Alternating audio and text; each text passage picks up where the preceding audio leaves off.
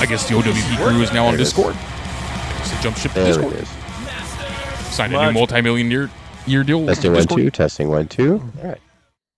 They decided to leave Skype. And you know, this was in the works for a long time now. O.W.P's been talking about jumping ship from Skype to Discord. And they just weren't happy no more. They thank Skype for all the years that they allowed them on the platform. But you guys, I know, cousin Jess, you guys been talking dirt sheets all day. It feels like not all day. That sounds bad, but in a good way. I guess. How many times can the dirt sheets flip and flop on what's happening on the road to WrestleMania? Just thoughts. I just want to see what you think about it, because I follow the dirt sheets really well through like Insta and other places, but I don't have Twitter anymore because Twitter drives me crazy. I can't do it. And I just want to see what you think, because you guys will post stuff from Alvarez and Meltzer and others, and I'm like, man, I feel like every 30 minutes they're saying something different.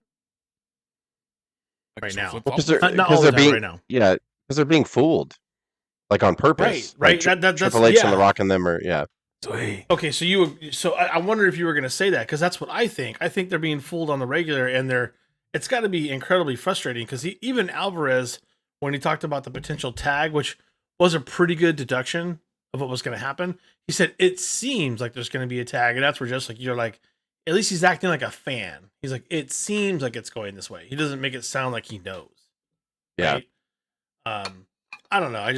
I think it's really interesting what's going on right now, because they really have no idea. They have no clue what's happening for WrestleMania. We have a good idea. Every week it gets we get a little bit more of the picture. Every week we get another corner, right, of what they're going to do. And it sounds like, I mean, right now for Perth, I know, Jess, you thought that maybe the tag match between Seth and Cody versus Roman and Rock could have been Perth, but I think by now they would have told us, right? Don't you think? Yeah. Yeah, that's a Saturday. Right now, yeah. Right? Yeah, it's a week from tomorrow, right? Yeah, that's right. Yep. Yeah. It's not, and I guess they're not sure. by the way, we got to talk about a time we're all going to watch it. We're going to watch it at 6 a.m. or I'm going to watch it at 3 a.m. I'm not watching it at 2. Not watching it. You're not getting up at 3. No, I'm gonna get up at like 7 or something. Watch it then. I'll be up at 3. We should text thread all that. Just saying. But anyway, those are Cuz's normal operating hours, so he'll be up. Yeah, exactly. 3 a.m. Yeah. Especially when you do a lot of crap. I do get some pretty outstanding text shares from Cuz at 3 a.m. his time, 2 a.m. my time. Yeah, I'm like, oh, I do. I think I get up early during the weekdays. I get up at 5:45 and I wake up and I'm like, oh, I have a mixed text message, and it's 3:15 a.m. Cuz was like with some fucking link to a dirt sheet. I was like, God damn it. He's already been out running the dogs 3 times, Yeah, ran 4 miles to the where does the place you run, Cuz? What's the name of it? Murder Mountain or whatever? What do you call it? The Mojave Wasteland. The Mojave Wasteland. Mojave Wasteland. Murder Mountain sounded better to me. I don't know why. Yeah, Cuz is up super early. Is what we're trying to say. Already on fire. Rock was on Smackdown tonight too. Oh yeah, that was good. I loved his vest. His Hollywood Rock look now is awesome. It's funny. That vest was awesome. Yeah, his heel work he's the best. It's ridiculous to watch him. I'm like, God damn, he's so funny. When he was talking shit on the Utah crowd, it was fucking great. Like, you and your 50 wives and your 600 inbred children. Oh, yeah, he's a good boo if you want. Like, it's so great. He's all, you sure you want to boo me? Are you sure you want to boo me? Like, man. He's all, your 50 wives and your 600 inbred children. He started out with, I want to congratulate everybody in the crowd tonight. You guys set a record here for all of Utah and he did a whole thing and everyone clapped and he's like, but here's the record that you broke. And it's for the most like trailer park trashes in one location, and everyone started booing him or whatever, and it was just the best. Yeah, it was awesome when he did all that. It was a great promo, and it's definitely made the. And then at the end, he said, "If you smell what the bloodline is cooking," it was his new tagline. Oh, did he? Really? Yeah, Ooh. I love it. Yeah. I love seeing that, like him stand there with the bloodline, and actually doing, instead of like it making this whole thing like him taking over, it's like he's joining the bloodline. So that's a little different take on it too. So I mean, we can still get a Rock turn. Don't get me wrong. Yeah. Well, I think at the end he might turn and help Cody. We don't. I mean, WrestleMania, there's a lot of stuff that happens until then, right? So that's possible.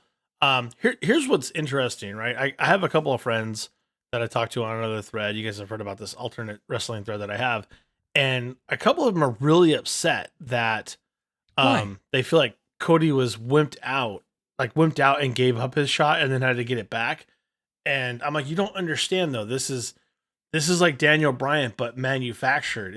It's deliberate. So they had to find a way to bring in. I was hoping Cody would bring some more light to it on Monday, but he really didn't. Yeah, I was hoping he'd be like, yeah, you know, me and Rock talk, but then I realized he was just trying to get the bloodline over more, so I had to take my spot back.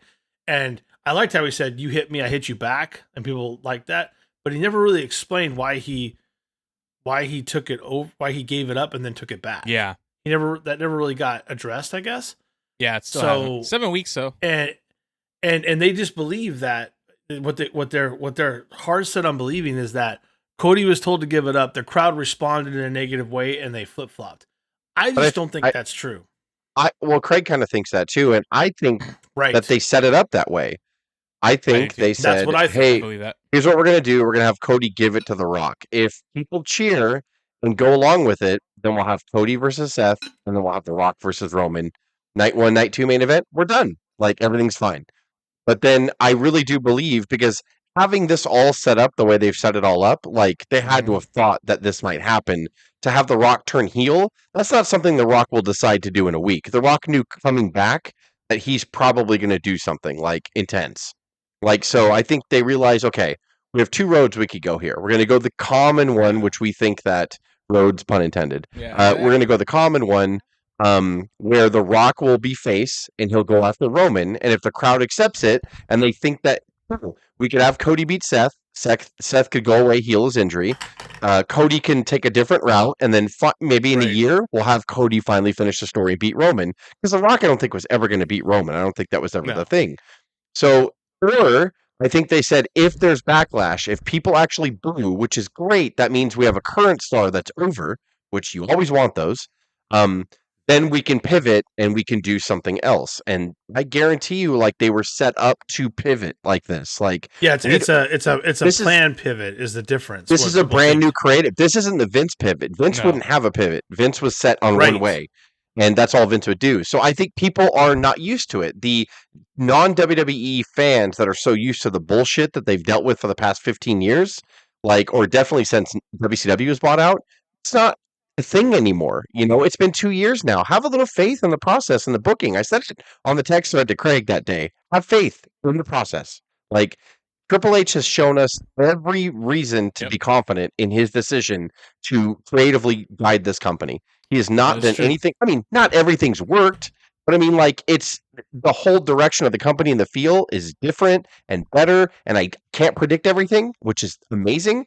And I don't want to predict everything. And I love that the dirt sheets are tripping over themselves. There's only like really 4 news sources that report shit, and then everybody else just, you know, fucking copy and paste. They just parrot and repeat, yeah. So I mean, that's why it's a big flub out there, because they're actually pivoting. They're setting up a storyline, but they're just setting guidelines and they're leaving the middle totally empty, and they love it. And I guarantee you, The Rock and Triple H and Roman and all of them that are in on it are like, just let's wait and see what the consensus is, and okay, we'll go this direction now. I believe in the best way possible. It changes week to week in the sense of like what they're going to do to throw us off. And that's what it should be. And we shouldn't be able to guess it. And they shouldn't overbook it, and they're not. Like, so that's the thing, is like, as long as there's not like an overbooked mess at the end of all this, which I can't see that happening because that's not Triple H's style. I think we're going to be fine. I think it's going to be great. I really do. I think everything's fine. Trust the process. I said it 2 weeks ago or whenever Cody did. I think that, like, it's okay if they pivot or change stuff. I don't see why that would be bad anyway. Why is everyone acting like it's a negative? They had to change stuff. I'm like, cool. Yeah, Vince but it's better. Want to years ago. Yeah. Well, but I also think, and I don't think it's overstepping and overthinking it. I think, to your point, Jess, they knew that there could be a pivot, and they knew what the pivot would be based upon the results they got. It's like people didn't want what Vince did before. And then now that we don't have Vince, they're like, how dare they fucking pivot? How dare they listen to us? I'm like, that's what you wanted fucking Vince to do 5, 6, 7, 8 years ago, and he didn't. Yeah, he because CM Punk. Triple H actually pushed Daniel Bryan over the edge. Yeah. People don't want to admit that, but that's what he did. That, Without Triple H being in charge of creative at the time, Vince wouldn't have he would have probably rode with Batista and Orton and been fine with it. Like, yeah. 100%. And then years later, he rode fucking Roman against Triple H. Remember when Triple H came out and fucking won the Royal Rumble and won the title? And then he took Roman. The crowd booed the entire time. It was awful. Like, so Vince's way wasn't cool. When Triple H got his say, I mean, yes, he did win the title there, so it's kind of not looking good for Triple H in that area. There's Triple H, the wrestler, and Triple H, the creative control. But Vince wanted to push Roman. I think Vince was trying to just trust the machine. If we push everything, that we'll get over. It doesn't matter. Well, what's wrong with 50-50 Cena? Well, Cena was kind of an anomaly. Cena was different. People did like Cena. Polarized. Roman, they did not fucking like or want. We didn't want him at the time. So we just didn't want Cena Part 2. We couldn't handle it.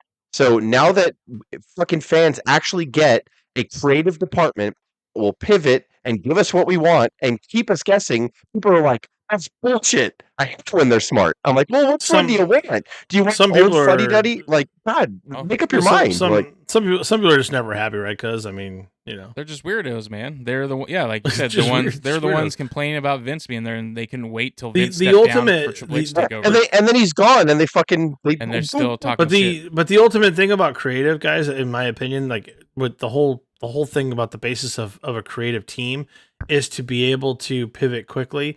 But I would say that this pivot was intentionally planned based upon what they were going to see. And it's like, okay, like you said, if Rock, if they accept that, then we'll go that way. If they don't accept it and it gets chippy, we already know what we're going to do. And I think that goes week to week. Like, as an example, Shotzi got hurt this week. You don't think they pivot every week on an injury? Pivots happen all the time.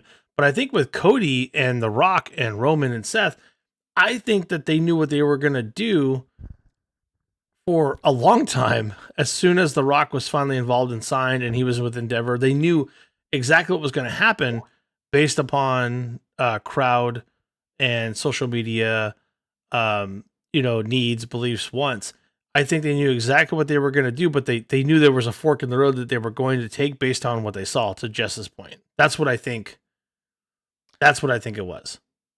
If that makes any sense. I kind of feel that they planned it going into this route only.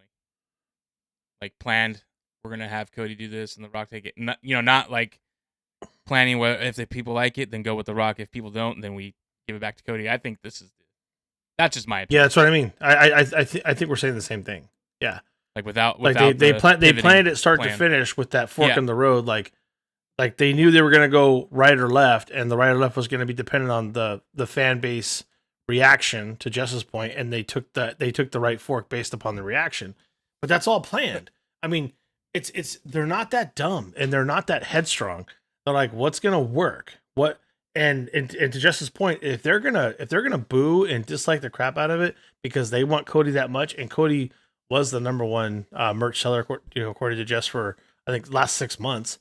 With the exception of a blip with LA Knight in there, I think maybe possibly, but that might have been over a year. He was the number one merchandise seller in 2023, Cody. Period. End of story. The entire year overall. Mm-hmm. So you've got something hot. I mean, I'm wearing the shirt right now. I bought it already a long time ago, and it's just when you know that, and like, hey, they might not accept this. Okay, cool. If they don't, this is what we do, and they talked about that weeks in advance. So I just. And I say kudos to them because we don't know what's going to happen. We're kept guessing.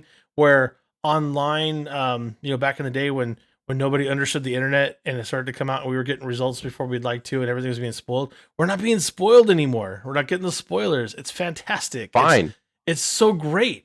They figured out how to not spoil us. They've got it under wraps and it's fantastic. I love it. Just love it. So sorry, I don't know how long you wanted to talk about that, but. Well, it feels like it's the biggest and best thing right now. Oh, they fucked up and they had to turn it around. I'm like, I don't think it's the biggest and best thing going right now. That once again, the Bloodline storyline again. This is got a spark of life. The rock doesn't hurt. Yeah. Well, yeah. We watched a lot of Jess had us watch some reviews this week, and there's some great stuff on certain matches, and there's a lot of shit in between. What's funny about now, and the weird thing about it is.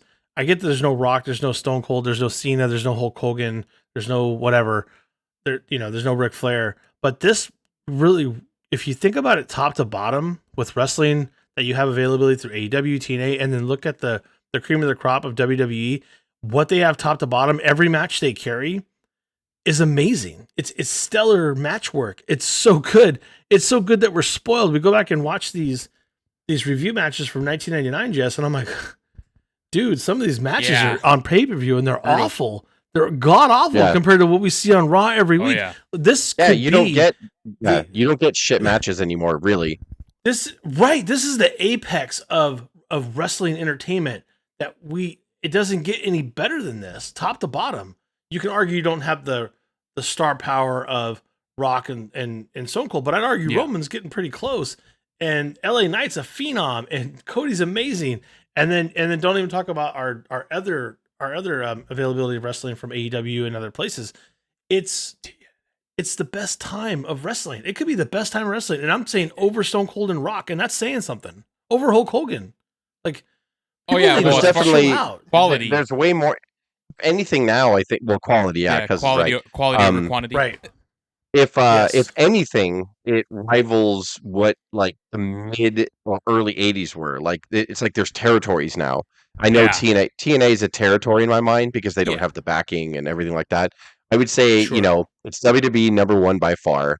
Distant number two is AEW, and then you have TNA and NWA and Game Changer Wrestling, and and then on overseas you have New Japan Pro Wrestling and everything. So I think it's mirroring what it was in the 80s when the territories were still around. And I think I don't know how that's bad for wrestling. I don't know how. You just now you could see everything at once. There was a lot of territories in the 80s that you could only really see if you got that local television or you were there and you could drive to the fucking Sportatorium or whatever and go and see it. But now we can stream so many different things. There's so many different wrestling promotions you can stream. And I don't see how it's bad at all. I don't there's no way in 4 years from now the industry is going to be so strong because there's going to be so many men and women out there that WWE can filter through their system, or AEW can filter through their system, or New Japan can filter through their system. Like all these wrestlers now, when you look at people in the NWA and they haven't branched out from there yet, or TNA and haven't come back yet, they're all waiting to switch and trade and get traded and change around, and that's what it's going to make everything super healthy. It's kind of and the fact that WWE now you also have to think too. Back then, Vince was looking to fucking make it only one promotion. Triple H and Endeavor is not looking to make it only one promotion. They want to coexist because they know we're just gonna purge who we like. How awesome is that? They have the NXT brand and they're gonna purge from everybody else because they're the biggest company in the world. So this is what people criticized Vince for in the 80s when he was killing the territories. And of course, Vince would never admit that he was doing that, but he was doing it. He was choking them out. He was taking all their big talent and signing them and making them kings and junkyard dogs and all this other stuff and making them rowdy pipers and all this other things. He did that and he knew he was doing that and he loved it. If Vince had to do that to get the WWE that we had today, I feel he kind of had to do that at the time. I know people disagree with me. People's like, why wouldn't he have left the territories? I was like, I think that Vince had to do what he had to do to learn. I probably shouldn't have done that. I probably should have left a couple players around so I could still purge from them and all that stuff. And I disagree with that. I think if he didn't pluck the biggest talent from all those territories, it wouldn't have been able to move forward. I think the territories would have been stuck. On a national level, if everybody would have played fair and not tried to push other territories out, I don't think the WWE would have taken over on the national level it did, and maybe wrestling wouldn't be mainstream. That's right. That's what. Yeah, I agree. That's what I'm saying. I think I think Vince had to do what he had to do, and now over the next 10 years, maybe we are finally going to enjoy that amazing land of we have. It's promotions. It's evolution. What if that was his end goal? In his long lost hidden diary?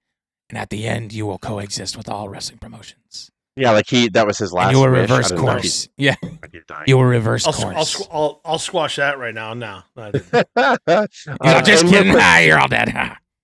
Real quick, we got a couple weeks before. We were just saying a week from basically when we record this, we're gonna have Elimination Chamber, and then the week after that is gonna be Sting's last match.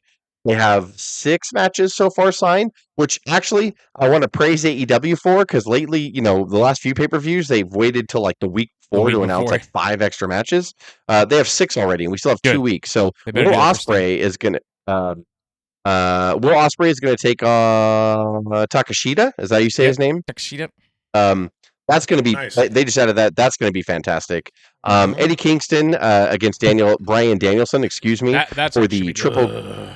Why? I think that's going to be fun. Well, Daniel knows how to work with him, so Yeah, I think it's that's going why to be I really think it's gonna good. be They're going to I be am stiff. gonna And get- Daniel knows how to work with her, anyone. Tony Storm is going to take on Pirazar. I can never say her name right. God damn it. Perazo. There we go. Fuck. I always fuck her Deanna name up. And Purrazzo? yeah. So that's. She just came to AEW, so I don't know if I put her right in a title match yet, because obviously if Tony wins, I don't want her to get hurt. But it is what it is. The women's division obviously is not the size of WWE right now. She was a multi-year champion on the other side, so I mean, well, she was, yeah, and I just feel maybe they'll have a schmoz or it'll be a double counter or some stupid shit. Like I just don't want to see. She's amazing, by the way. She's incredible. Well, she's really great, but I love Toni Storm's. I mean, she might win the title, but I kind of want to see who she is before she wins the title. I want AEW to do a little bit better in character development. Yeah, you don't push them right into a title match like that right away. They should build up. A match that I'm actually looking forward to, because it just hit me when I watched him wrestle a couple weeks ago. We have a healthy Roderick Strong on our hands, and a healthy Roderick Strong is wonderful. And he's taking on Orange Cassidy. He'll probably win the AEW International Championship from him, because they're trying to make the faction with him and Cole and all them bigger. So they're probably going to start taking some titles. So I'm looking forward to that one, because a healthy Roderick Strong. I watched him a couple weeks ago, and as I was watching him, I was like, I forgot how much I loved him, because he's been unhealthy for so long, and he's finally gotten injury free. So and now I love his new character with the fucking mustache and like the neck brace and everything. It's finally growing on me. So I can't wait for a healthy Roderick Strong to be Adam Cole's like backup guy. I can't wait for them to really both be healthy again and do their thing. It's going to be cool. And for the World Heavyweight Championship, we have a triple threat: Samoa Joe, Hangman Adam Page, and Swerve Strickland, which should tear the house down. I don't know how it's not. Are they going to pull the trigger, and put it on Swerve? I hope so, but I have a feeling that Adam and Swerve are going to not be able to stop fighting, and Samoa Joe will probably end up choking one of them out or something like that and retaining the title, which is also fine. But or a lot of people say that MJF is going to come back. Hopefully they draw that out a little bit. They don't need to take it off Joe that quick. I want Swerve to be champion, but I also don't want him to be a transitional champion, so maybe they should wait. And then if MJF comes back, then let's see where MJF fits in the fold or whatever. Let's Swerve chase for a little while. You know? Yeah. And then the main event for the AEW Tag Team Championships, the reigning champions Sting and Darby Allin defend against the Young Bucks, or also better known as the Jackson Brothers, which is kind of funny. I'm hearing both rumors back and forth. I'm hearing that Sting will lay down, and job on his last match, as most professionals do from his era. Or I also heard that Tony Khan is pushing for Sting and Darby to defend, and they'll just vacate the titles, and they'll have a big championship tournament that, goes over a month and then culminates at the next pay-per-view or whatever. So what does Vince say? I hate tournaments. I hate tournaments. Either way is cool. Either way is cool if they do that. Of course, I would love to see fucking Sting win, on his last match. But I also really respect him, and I'm going to miss him. And we'll talk more as it gets closer. And this month on the main on the topical podcast of our little thing here, the O.W.P episodes, we are paying tribute to Sting. So the next 3 weeks are going to be all towards Sting. Do you want to talk about Chamber at all, Jess? Or I know we got another unscripted before it comes, so. Let's follow that up. Let's see. Let's get that going. Should. I mean, I can name a few top, man. I mean, Rhea's got to defend against Nia Jax. I'm looking forward to that. It's going to be good. I love that. All right, so we got 4 matches, but that's okay because we have the elimination matches. We have the Elimination Chamber match for a shot at the World Heavyweight Championship television title at WrestleMania. Drew McIntyre, Randy Orton, Robert Lashley, LA Knight, Kevin Owens, and Logan Paul are going to compete in that one. Oh man, I think I'm surprised AJ didn't find a way back in. KO and Logan Paul will probably do something to screw each other over because, they're feuding right now. You could. Sure. I'm saying Drew. If you're not going to put LA Knight in a feud with Logan Paul or Gunther, you see LA Knight challenging Seth at Mania. That could be a big swerve and something really, really cool and new. I think that could be a. I think because AJ's out of the chamber, he's going to do something to LA Knight because he didn't do anything to disqualify him. He's gonna. Yeah, I've read that too. AJ is gonna mess up. AJ and LA Knight, and they're gonna grudge out. And they're gonna grudge out at Mania. I think that's gonna be the match. Quality wise, I'm not mad at that. Quality wise, and Drew. I think Drew McIntyre will win. Yeah. I think it's gonna be Drew and Seth. Yeah, it's gonna be. I would think it. I think it'd be really fucking cool if Drew wins it, so Seth can go out and heal his injury because I think Drew is due. I've always supported Drew. I think we all have, and I think it is time to go ahead and just let him run. And Drew's having some fun right now too. But they gotta sign Drew. He doesn't have a contract yet, apparently. So, which could play into it, everything. And then we do have Rhea Ripley defending Drew and Seth don't have contracts. Yeah, Rhea Ripley will defend her Raw Women's Championship against Nia Jax, which should be good. I'm looking forward to that. And then we have the Women's Elimination Chamber: Becky Lynch, Bianca, Liv Morgan, Stratton, and Naomi, and a Battle Royal winner, which is supposed to happen next week or something like that. So there's still one person left to join that. I think I read that. I feel like it has to be Bianca. Yeah, it has to be. No, I read that Becky. I think Bianca wants to get pregnant and leave, from what I can tell. And that's for a while. So I think right. it's going to be Bianca and Jade at WrestleMania. That's what I feel with Jade going over. I hear, this is just what I hear, Becky Lynch is going to win and pass the torch to Rhea at WrestleMania. So Rhea can get like a big, even though she did beat Charlotte last year, but Rhea's super established now. So if she can kind of put away some of these old legends, then which means Rhea's definitely retaining against Nia. Listen, which you could say what you want about Becky's character, whether it hits or misses, but Becky generally doesn't flub the bed when she's in a big match. So I think she'll be fine. And then we have for the and she still carries the crowd, even though we're kind of she's still super over. The crowd still loves her. Over. Let's see. The Judgment Day will defend the tag team championships against the New Catch Republic, Pete Dunne and Tyler Bate. Which I love that. That's the opening match. If it's not an Elimination Chamber match, it's an opening match. It's gonna be great. Yeah, I think it will. I think it'll surprise a lot of people. So no Pretty Deadly. Dang it. My secret shame is not. I mean, I doubt they're going to add. It seems like it's the same structure as the Royal Rumble, where there's only 4 matches. They're going to have the gimmick match, not a letdown match, but a regular match, and the gimmick. The chambers are minimum 45 minutes. So I get why you need to shorten it. I think the tag match will open it, unless they do, because obviously an Elimination Chamber is going to close it. If they don't do an elimination opening it, and then the 2 regular matches, and then elimination closing it, they'll do a. I think they'll do a curtain jerk with the elimination ladies, and then they'll cool it off with the tag. They might do that like they did the Rumble, and then build it back up again. That's what I think. Yeah, that's kind of like that's been Triple H's kind of MO lately, which I get. Like it's weird having an elimination chamber start off elimination chamber, but.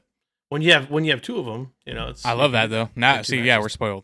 Just WWE alone. We're so spoiled. I'm complaining about it. I'm like, they better not fucking open it with an Elimination Chamber. I'll be pissed. What the fuck is going on? God, I'd be so mad. No. They better not open it with a fucking 5-star match. I'm gonna fucking lose my shit if they do that. Yeah, I know. That's terrible. How dare you? How dare you give me quality entertainment? And I swear to God, if the worst match on the card is like 4 out of 5 stars, I'm leaving. I'm not gonna watch WWF ever again. Yeah. Yeah, I'm eliminating my Peacock. That's how spoiled I am now. If a match is just fine, like it's really good, I'm like, oh, that's fucking boring. And I'm like, it wasn't boring at all. And then I go back, like Dave said, if you want to pass amateur hour, I watch fucking Nature Boy Buddy Landell against fucking Brian Pillman from fucking an opening match at Halloween Havoc, whatever. Like it's like, God damn it, like this match sucks. I wonder why Mikey Ripwreck was on a pay-per-view in '99. And I watched Judgment Day and the New Catch Republic are gonna. Yeah, I think they should open that and then do Elimination Chamber and then do Rhea and then do a closing Elimination Chamber. So blows all the matches out of the water. And no Gunther on the card at all, right? No Gunther on the card whatsoever.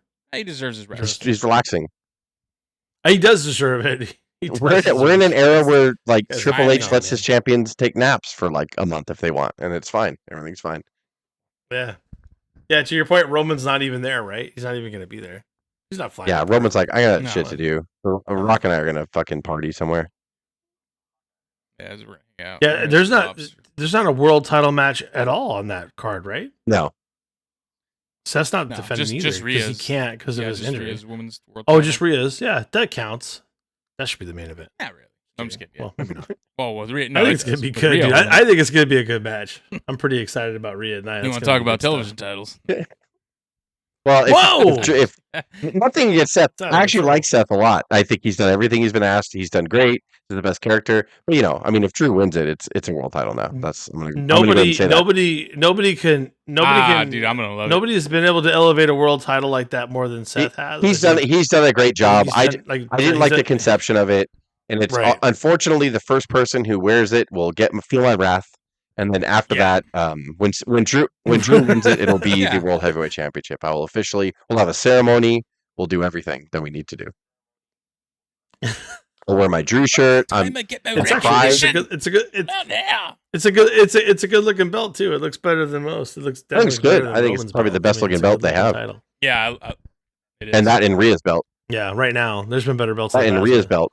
And they need 100%. To fucking make new tag belts because if I see those tag belts, I'm gonna punt them across the fucking. I know. Really, it's like out of all the ones that they didn't change, those were the ones like, no, we like. These are awesome. They still look like copper even pennies, Endeavor, right? like, hey, we like those tag titles. Don't change those. Yeah, we really enjoy that. We're not. Dana White. Yeah, I think you should just keep that one. Those titles. Dana White.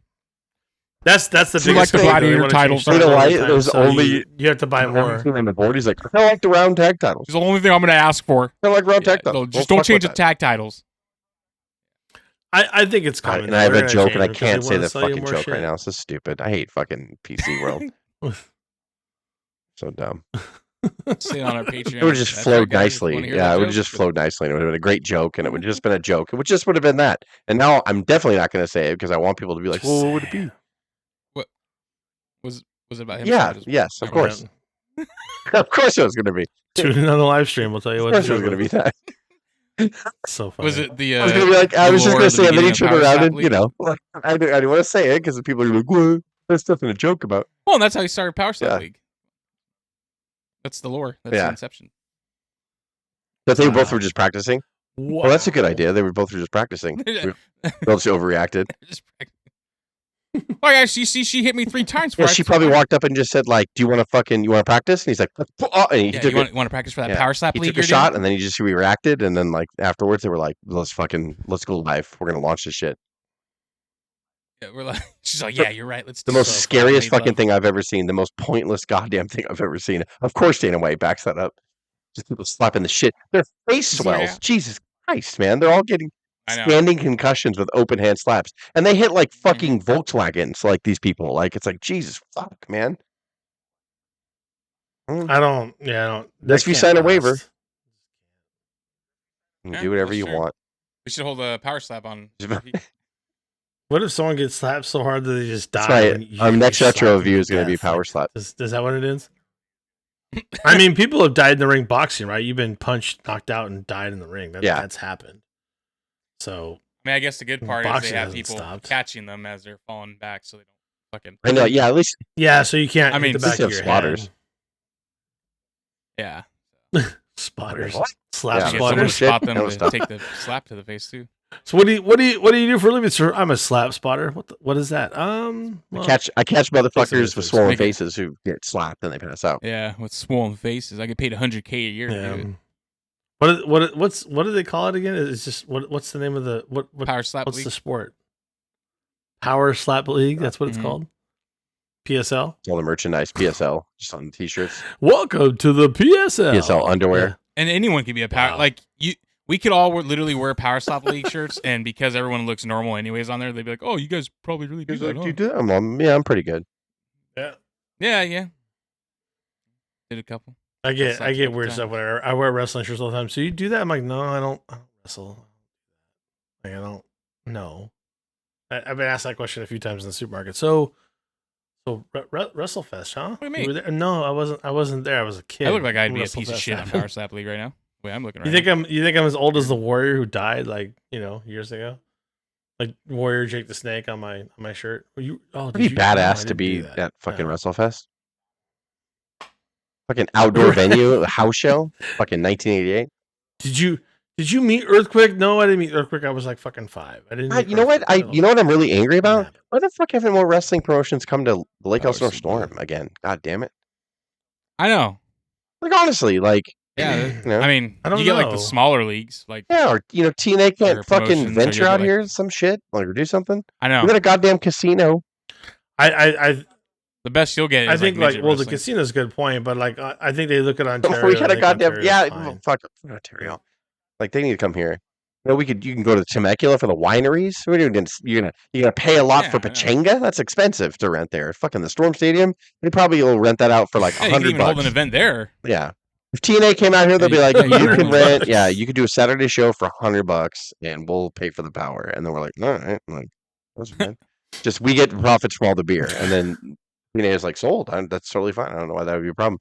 Whatever. I'll tell you what. If the Storm rented up for $100, we should bring the O.W.F. back and just fine. I don't care how many people show up. It's $100. We should launch it. Yeah, $100. I'll just turn the lights lights on. Go out there, the ring fucking right TNA. there. Let's get AEW. What the fuck you waiting for, AEW? Come out here. I know. Right. Put about 75 people in the fucking Storm Stadium. Well, you talked about. You talked about the venues not being sold because you got to go to the goddamn Sting's retirement match and the skate Storm park. Stadium. That'd be fucked. Well, they did that like at a bingo hall for Sting, his retirement. No, his sold out though. See there, that's the. I know WWE just goes to big markets. They wouldn't be caught dead now. Like in '95, they were desperate and they fucking had to come here. But like, yeah, it's like, come on, man. Give me your B crew. Give me NXT. Just send NXT. Yeah, dude. That'd be great. To the Storm Stadium. Especially like during the summer. They were like Elsinore. You guys talked to some of the guys in Vegas, right? Jess, and they were WWE guys before. Like, oh yeah, like Elsinore. That place was. So they said the day it's like 110 degrees. Cause his dad talked to fucking Nash that day, and Nash is like, "It's fucking hot here, man. I want to go home." Yeah. And then Adam Bomb powerbomb him off the fucking ledge. Yeah. Yeah, he talked to Adam. Yeah, God, dude. He saw Yokozuna and Owen Hart getting. Yeah, that's right. Remember the tour? They got into a Honda. Did they really? How did Yoko fit into a Honda anything? How did that happen? Just hollowed out. Right in the back seat. Yeah. Got the only one that sat in it. Passenger seat. But yeah, well, I'm glad. I feel like you may not be able to tell, but we recorded this on Discord, so that's kind of cool. Our videos hopefully are more crisp, and I like the black background. So, cause you could put nice stuff like on it. Yeah, you could decorate this shit. Exactly. Because on Skype, half the screen would be one person when there's three, and then there'd be two little. But this looks like it's going to be a triangle. Yeah. So. Yeah, I like it. I like what this. I like what it's doing. I like the videos; they're a lot clearer. I did not have problem with my sound for an hour. Did not. So everything's fine. And if I didn't eat those gummies that Rob Van Dam did not save my audio life. Right. Yeah. So we got. We'll have one more. We're gonna have one more unscripted before Elimination Chamber, right? Yeah. Kinda. It's weird. It's like fucking 3 a.m. Yeah. No, We'll go right into the review of Elimination Chamber. We might as well. Jesus. Stay up and watch it. 2 a.m. 2 a.m. kids. Great. All right. Everyone, shut up. All right. That was very. Scripted. Shutting up. All right, bye. Like I'm on the phone. Bye. Straight to the point. Stop. And stop. I guess.